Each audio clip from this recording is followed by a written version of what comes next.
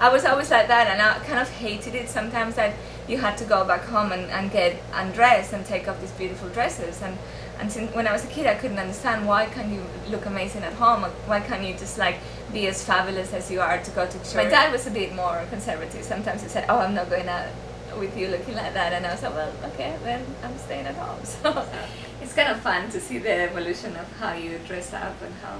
But I've always loved to dress up, and I remember when I was a kid, my grandmother, I mean, she had amazing couture pieces, Balenciaga gowns, and also my great-grandmother.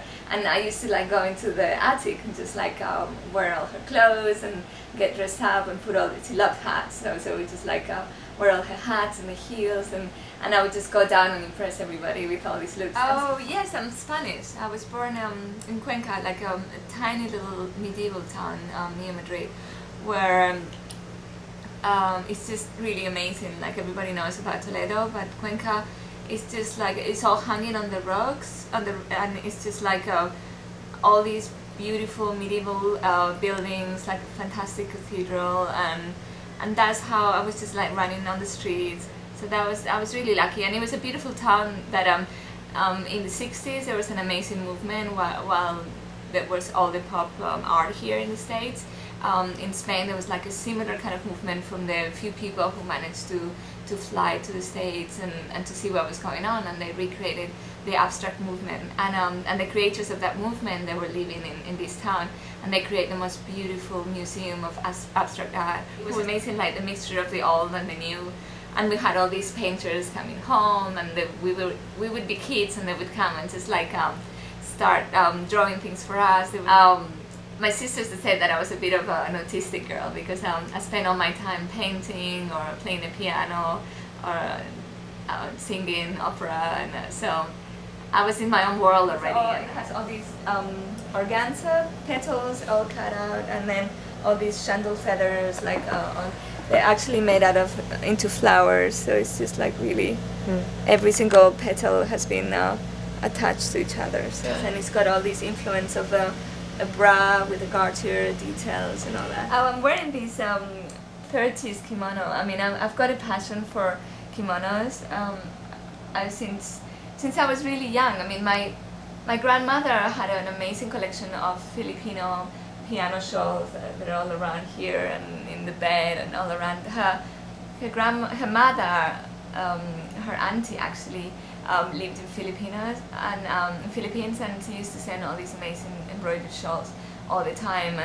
And when she got married, she got this amazing blue, black full embroidered kimono robe.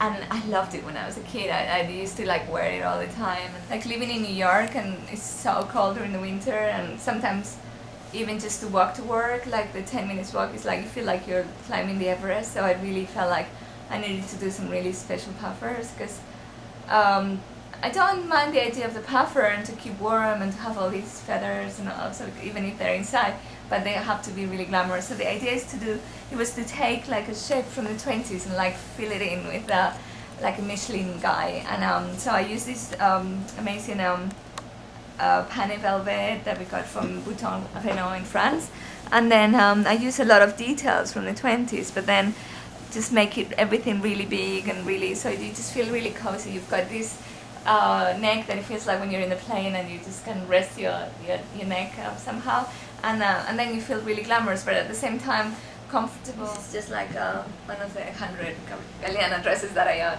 and it's just like a dégradé lace with some tulle inserts. And this is MAC. It's lip fix, and it's a pigment, almost like a tattoo.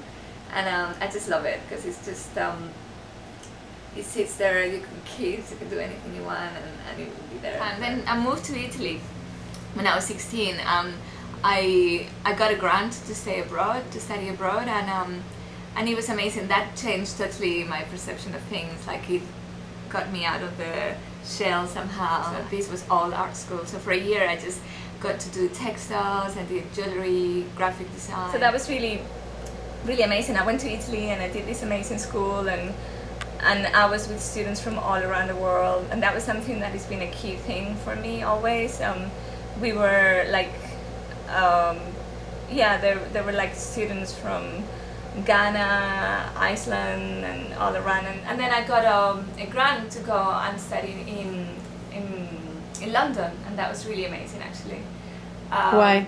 I didn't realize at the time, but I mean, I did the postgraduate course, and then I did the MA. And at the MA, I mean, my colleagues were Alexander McQueen, I mean, there was Matthew Williamson, Antonio Berardi. I mean, Lee was my best friend at the time. I mean, when I first met him, he was like really shy, he wouldn't talk to anybody, and at college, I mean, I had my own way as well. I mean, it's not, I would go to the Brixton market and we would buy dresses for £1, like all these amazing 60s cocktail dresses, and Oscar, my flatmate, he's gotten really, really short, and I mean, sometimes I couldn't even bend in the print room when we were like printing, because I mean, the skirts were so tiny. When I first moved to New York, there was something that I loved, like you go out in the street and you always get so many compliments, and people are very spontaneous about saying, oh, I love your flower, or I love your dress, and they put you a smile since first thing in the morning. And then, I mean, even if you had a down day, you go back home and you hear that and you're like, okay then. So it's so positive, and that's something that I really love. Communication. Fashion is to make people dream. I mean, it's just like,